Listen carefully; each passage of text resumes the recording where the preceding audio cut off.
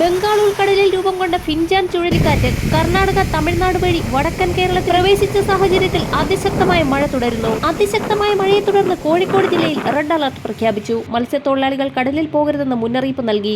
Elathur coastal പോലീസാണ് മുന്നറിയിപ്പ് നൽകിയിരിക്കുന്നത്. ഡിസംബർ 5 വരെയാണ് മത്സ്യബന്ധനത്തിന് നിരോധനം ഏർപ്പെടുത്തിയിട്ടുള്ളത്.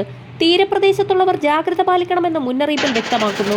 ശക്തമായ മഴയിൽ നീരൊഴുക്ക് വർദ്ധിച്ച സാഹചര്യത്തിൽ മണിയാർ ബാരേജിന് പുറമെ പഴശ്ശി ഡാമിന്റെ ഷട്ടറുകളും തുറന്നു. അതിതീവ്ര മഴയെ തുടർന്ന് മലപ്പുറം വഴിക്കടവ് ആദിവാസി നഗർ ഒറ്റപ്പെട്ടു. അടുത്ത 5 ദിവസം സംസ്ഥാനത്ത് ശക്തമായ മഴ തുടരുമെന്ന് കാലാവസ്ഥാ വകുപ്പ് മുന്നറിയിപ്പ് നൽകി. കനത്ത മഴ തുടരുന്ന സാഹചര്യത്തിൽ എല്ലാ ജില്ലകളിലും കൺട്രോൾ റൂമുകൾ തുറന്നു. കോട്ടയം ജില്ലയുടെ താഴ്ന്ന പ്രദേശങ്ങൾ ഇപ്പോഴും വെള്ളത്തിനടിയിലാണ്. ശക്തമായ മഴയിൽ കോഴിക്കോട് കൊയിലാണ്ടിയിൽ കിണറിടിഞ്ഞു താഴ്ന്നു. വരും മണിക്കൂറുകളിൽ വടക്കൻ ജില്ലകളിൽ അതിശക്തമായ മഴയ്ക്ക് സാധ്യത. കണ്ണൂർ, കാസർഗോഡ് ജില്ലകളിൽ ഓറഞ്ച് അലർട്ട് പ്രഖ്യാപിച്ചിട്ടുണ്ട്. എറണാകുളം മുതൽ വയനാട് വരെയുള്ള 7 ജില്ലകളിൽ യെല്ലോ അലർട്ടും പ്രഖ്യാപിച്ചിരിക്കുകയാണ്.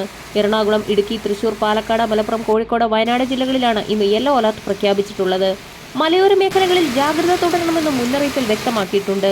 മണിക്കൂറിൽ 115.5 മില്ലിമീറ്റർ വരെ മഴ ലഭിക്കുമെന്നാണ് മുന്നറിയിപ്പിൽ വ്യക്തമാക്കിയിരിക്കുന്നത്. മണ്ണിടിച്ചിൽ, ഉരുൾപൊട്ടൽ, മലവെള്ളപ്പാച്ചിൽ സാധ്യതയുള്ള പ്രദേശങ്ങളിലുള്ളവർ സുരക്ഷിതമായ സ്ഥാനത്തേക്ക് മാറി താമസിക്കണമെന്ന് മുന്നറിയിപ്പിൽ വ്യക്തമാക്കുന്നു.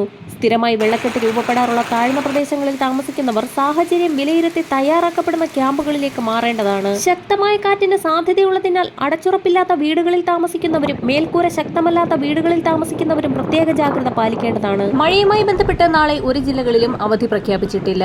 കോട്ടയം ജില്ലയിൽ ദുരിതാശ്വാസ ക്യാമ്പുകൾ പ്രവർത്തിക്കുന്ന സ്കൂളുകൾക്ക് മാത്രമാണ് നാളെ അവധി ലഭിക്കാൻ സാധ്യത.